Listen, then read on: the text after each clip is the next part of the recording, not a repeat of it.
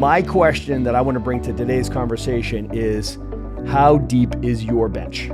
How deep is your bench, Doc? As you look at your team, as you look at your business, and you look around the room, are you one player deep in any critical position in your business? Hello and welcome to the Remarkable CEO Podcast, a show dedicated to chiropractors who want to transform their job into a business so that they can have a remarkable practice as part of a remarkable life, not instead of one. With your hosts, Dr. Pete Camiolo and Dr. Stephen Franson. Welcome to another episode of the Remarkable CEO Podcast, and I'm Dr. Pete Camiolo. And I'm Dr. Stephen Franson. It's great to be together today.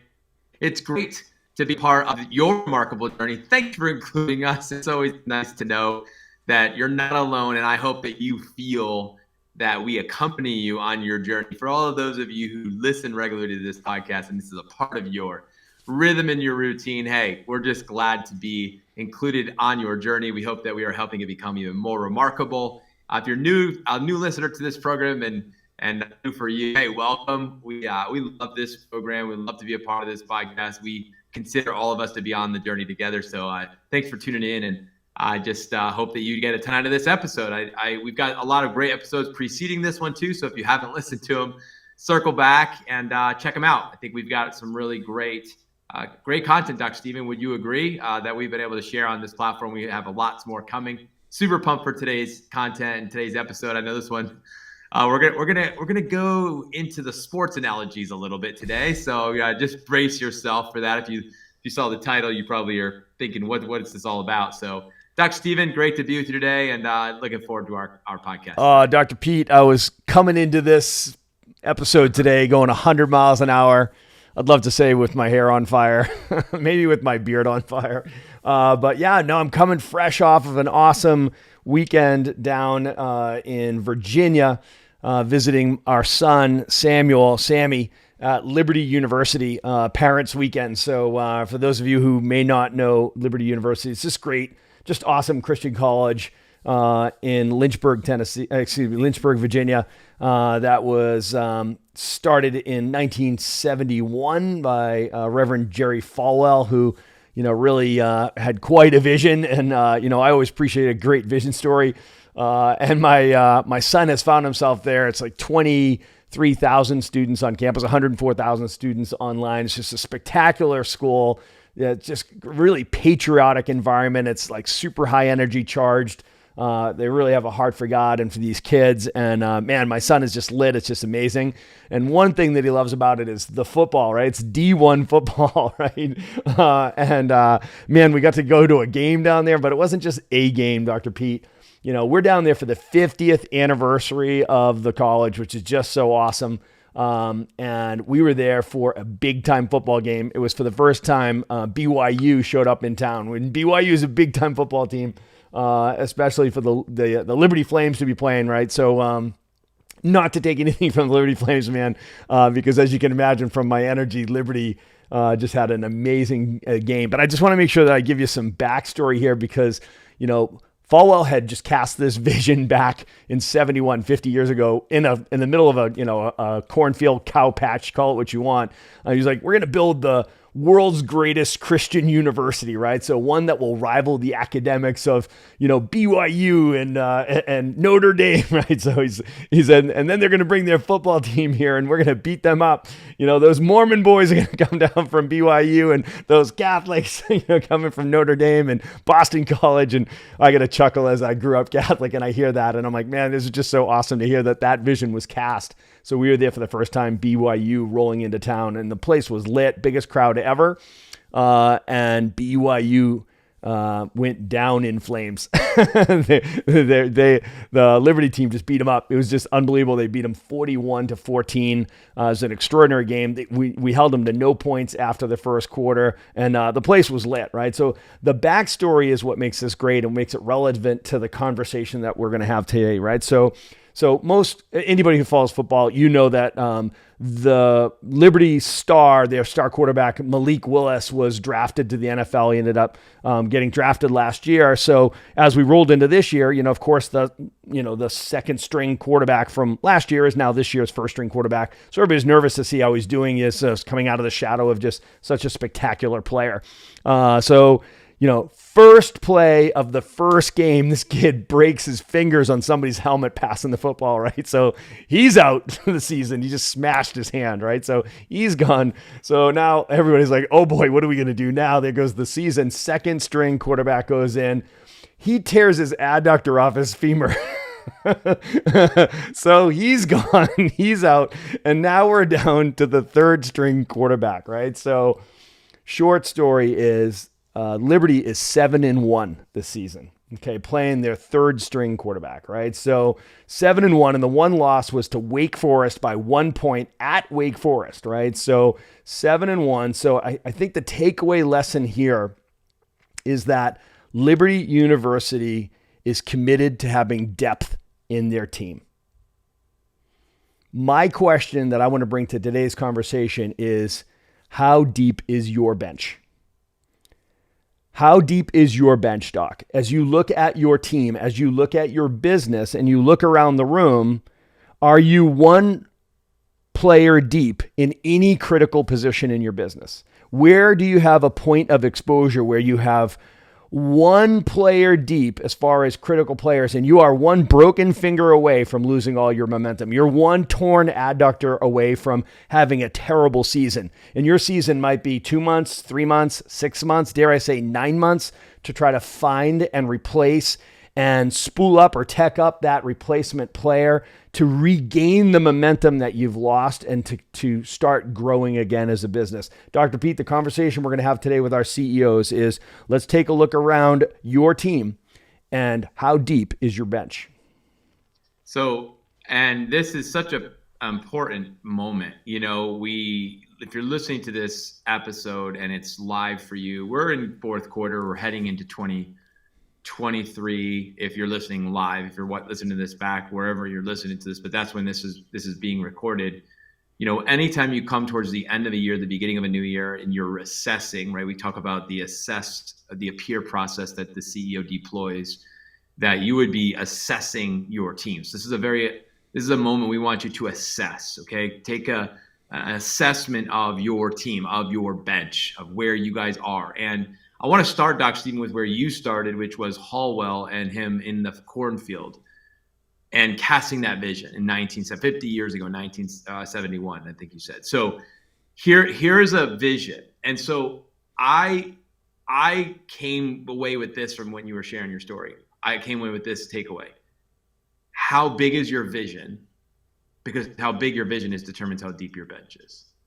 That there's a connection between the size of your vision and the depth of your bench. In other words, he had a vision, okay? And his vision was he was going to beat the biggest schools in football and rival them in academics, etc. Okay? With no school at the time. It was an idea, a vision cast. But he casted a vision. Here we are, you were, 50 years later. And the vision, which was cast, was experienced in that moment. And you saw the value of the CEO vision caster and the team connection. You saw the value and the depth of the team. And I know we're talking about football, but this is a relationship right back to your vision and your team. That your vision, the size of your vision, determines the depth of your bench.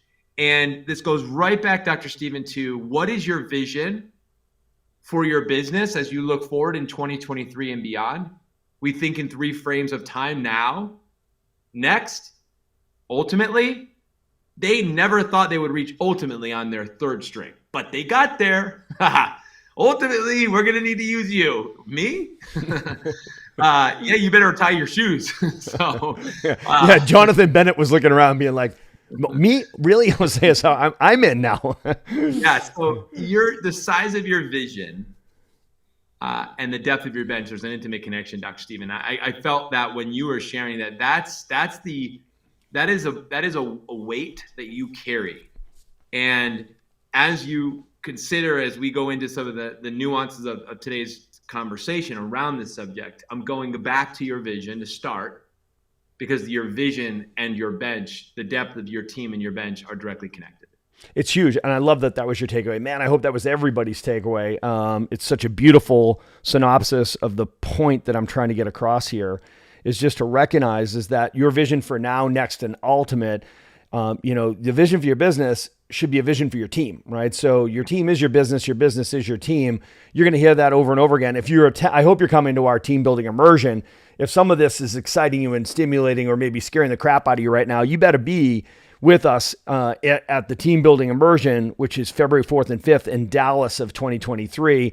Or if you're listening to this from around the world in Australasia, so in Australia, in Brisbane, Australia, February 24th and 25th, we have our remarkable team building immersion. So if this is resonating with you and you're like, holy crap, I'm totally exposed. In fact, I don't really know where or how to measure that, but I get a sense that I am, right? So you always get a sense of these things. Your spidey senses right now might be firing. So just know that we're going to help you mitigate that exposure, right? Let's reduce that exposure. We're going to give you a methodology to do that. And when you can do that in an intelligent way where you're going to be actually not taking on risk by hiring more people, you're actually going to be reducing your risk by building a deep team of A players, right? So a world-class team of A players. Because we don't expect you to just recklessly just start hiring people so you have more bodies. That's not it at all. See, the key to this is I know that as a CEO, I am constantly hiring, okay? I am constantly seeking and searching for the talent, the time, energy, focus, and talent, the specific talent that we need to bring into our team. We collect A players, right? So we're always looking to bring on new talent. We're trying to hire 4 people right now, like real time. We are always hiring. Right now, we're looking for 2 appointment setters. We're looking for a full-time admin person. We're looking for an additional CA trainer. So like, guys, I'm in this with you. When you hear Dr. Pete and I speaking here, we're in this with you, okay? So literally in the trenches with you right now, and I am constantly hiring. I know as a CEO, that is part of my role, is to be out there looking around, seeking out those A players to flesh out our team. Listen to that expression, flesh out our team, increase our depth, reduce our exposure. I know that in order to go from where we are now to where we're going to go next, it's going to require that we invest our money to buy their time, energy, focus, and talent. You see, if you're the typical owner operator, you're sitting there and you might be hearing this thinking, oh my gosh, hiring more people. Geez, I'm worried about my overhead and I'm worried about payroll and I'm worried about my profit margin. And it's like, yes, I totally understand that that's a visceral guttural response. But the reality is that's a very limiting mindset. Okay. Yeah. So the reality is that, if you are an owner operator thinking that way, this, where it's when we get to this level, then I'll be able to afford to hire this person. Then when I get to this level, then I'll bring that person on. And then when we get to this level, then we'll bring that person on. Guess what happens here is you never get to those levels and you never hire those people and you get into this vicious cycle. Okay. When team building is a virtuous cycle, and what you recognize is you invest into your business and you build your team ahead of the growth of your business. Right? So you know that in order to reach this goal, I'm going to need to invest in someone's time, energy, focus, and talent, a specific someone to get us to that level. And then I'm going to need to invest again to get to the next level. I'm going to invest in bringing the next person in who's going to get us to that next level with their time, energy, focus, and talent. Dr. Pete, it's about knowing where we're going next and who the exact right person is to bring in to the team to fill out and flesh out the team and create that depth. Yeah, I mean, you said it. So it's knowing where you're going, and it's then knowing how to get there. Okay, so it's a who question, not a how question. That's really what we're saying. So we're saying as you think about where you're going, you have to think through the filter of who, not how first. So start there. You're saying, and this was so powerful, you said a few things that are really important. I want to circle back to. You said build your team ahead of your growth. Really important concept. That was something that I didn't, no one ever taught me that, right? It's you grow and then it got a little bit crazy. We need to bring somebody in to help manage the chaos. And then, that's a backwards, upside down approach. And it's a the concept of going from a lean startup to then building a scalable business, they're two different things. And when chiropractors and small business owners in many ways get caught in the middle between the lean startup and actually scaling a business. When you have to transition, it's that owner operator mindset lean startup to a CEO mindset, which is scalability, durability. And that's the major transformation that's communicated or it's experienced through the team. And we can look at your accountability chart. We can look at your accountability grid and say, what's going on now? Like, what's the now accountability chart and grid? What is the next? And what's the ultimate? So again, if we look at your team intelligently, or we look at your business intelligently, we would look at it through the lens of the 4 domains of your practice: attraction, conversion, retention, and then collections. And then we would put your team as, let's say, the 5th area. The team kind of comes over the top or underneath, or it's thrust into the middle of it all. Yeah, it covers over the top of it like a blanket, right? Yeah, it's all over it. And so that's where Dr. Stephen comes in. So we would have to start with, what is the vision? Where are you at now? What's now? Where are you going next? So in the next 90 days and 12 months, so where are we going next? And where are we going ultimately? And starting with the where we want to be in 90 days, where in 12 months, with the growth that we're expecting, who is the person we need now to get to that place we want to go next and ultimately? So if you look at it through the lens of the team and you look at attraction, conversion, retention, and you look at your office, the way your office is structured, we need to look at it. So let's just use an ascension plan for a CA, Dr. Stephen, potentially as an example. So if you right now have, a front desk CA, and you only have one front desk CA, and you know that in order to grow to the next level, that one front desk who's doing both check in, check out is going to need some help. So we're going to actually need to get a check out CA or a check in CA, depending on how this person's hardwired. So you would look at the team you currently have and say, in order to grow to the next level in this practice, we're going to need 2 at the front, because right now we've been trying to do with 1 at the front. We're going to need to grow to the next level, and we can keep where we're at right now with 1, but to grow to the next level, there's going to need to be 2. So you take that one person who's wearing multiple hats and you say, they're hardwired as a check out CA. We did the testing on them. We now know this is a check out CA. So we are going to go ahead and we're going to put out a search for a check in CA hardwired person. So we're going to take the check in roles and responsibilities and outcomes that are directly connected with this person, and we're going to actually hire someone who's going to take on that ownership and own that and be accountable to that in this practice. Yeah, as an example. It's a perfect example because, we open this up by asking, where do you have exposure? So if you're like, I've got one really busy person working the front desk, you're exposed, right? So right there. So not only are you exposed if you lose that person, you're exposed because if you're running a busy front desk, there's 2 positions at the front desk. There's a check-in and there's a check-out. And those are 2 different roles that require 2 different geniuses, right? That check-in CA is that big personality. They're the boss of today. They are the face, the voice, the energy of your practice, right? We know the healing starts at the front desk. They have that extroverted promoter personality. So they're going to drive that new patient referral, the internal campaigns, et cetera, right? So they are the boss of today. They're energized by lots of interactions and engagement, right? And they are in charge of the flow in the practice, right? So they're like the leader of the 3-ring circus. That's your check-in CA. Well, your check-out CA is their complement on the other side of that desk. They're the high detailed person. They're the high-paced patience and compliance. They're your compliance officer, right? So they're very often introverted, right? So, but they're that person who is making sure that people follow all of your policies, that they're on a care plan. They're scheduled out for their care plan. They keep their appointments. They make up missed appointments. They set up their financial agreements. They keep their financial agreements. They're in charge of over-the-counter collections. They're super high detailed people, right? So those are 2 different human beings. That they're as different as the quarterback and the wide receiver, right? So you can't throw touchdowns and catch touchdowns in the same play. No one's that fast, right? So at the end of the day, you're already exposed because in the throes of a busy shift, one of those 2 roles is suffering at any given time, right? So that's a point of exposure. God forbid you lose that one busy person. Now you're going to find out exactly how exposed you are, right? So when we talked about, are you one broken finger away from being crippled at that front desk, right? Are you going to be hobbled by a torn hamstring, right? So in other words, you lose that one person. How long does it take you to find and replace, onboard, train, and equip, and tech up that person so they replace the other person?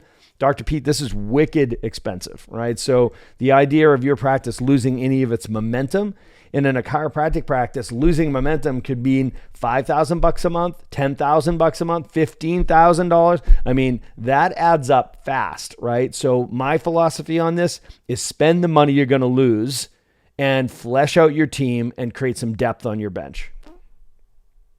Yeah, Doc, and if you want to listen to an episode, we did a series on this, Dr. Stephen. It's been a few months now. We did a really good series on, I think it's Spend the Money You're Going to Lose. And we had an episode on the team. If this is something that's energizing you and also at the same time challenging and convicting you, go back and listen to that episode as well, Doc. We went into some great depth on just how to calculate and budget for and plan out this, because, if it feels like a risk, again, it's an investment. You talked about the virtuous cycle. That's a virtuous cycle practice. When you continue to reinvest to grow to the next level, you stay ahead of your growth by building your team. It's an investment. You have to see it that way, but it needs to be done intelligently. So I would encourage you to go back, listen to that previous episode. That's a really, again, I just remember when we recorded that and we did that series, it was really powerful. So just reminded of that. Yeah, let's double click on what you just said. It has to be done intelligently, right? So like I said, we're not just haphazardly hiring people and putting warm bodies on the team, okay? So when you are out there seeking those A players that share your core values and buy into your vision story, I have no fear hiring people because I'm great at vision casting. I know what the next iteration of this business looks like. I know what the 3-year view of this business is. So I know what are those roles that we're hiring for. We also have identified what are the responsibilities organized under those roles, right? So we have the roles on the accountability chart, very clear job descriptions. I also know the type of person, the human being, the genius who we're looking for to fill that role. We know what their responsibilities are. We know how to measure those responsibilities, and those create KPIs. So we have our data, we have our KPIs, so we know our benchmarks, we know our goals that we set, so we know how to set goals against those KPIs, and all of those KPIs and goals are tied to revenue. And I know our business model works, so I know that drives profit. So I have no fear hiring people, right? So I know the pathway, how that pathway leads directly to profit. So when you hear me say, spend the money you're going to lose, not only are you going to lose the opportunity, right? You're losing the opportunity, which is the future profit, but you're going to be losing as the business moves backwards, not forwards, right? So ultimately it comes down to knowing you have a system in place where you can hire with confidence. You can fill out your bench because as you build your team of world-class players, that you are driving greater wealth and growth in the business. Thanks for listening to this episode of the Remarkable CEO Podcast. Remember, what the world needs now is chiropractic, and what chiropractic needs now is more successful chiropractors. If you like this podcast, please subscribe, share with a friend, and leave us a review. And if you'd like to connect with us personally, direct message us on Facebook, LinkedIn, or Instagram. Now go and be remarkable.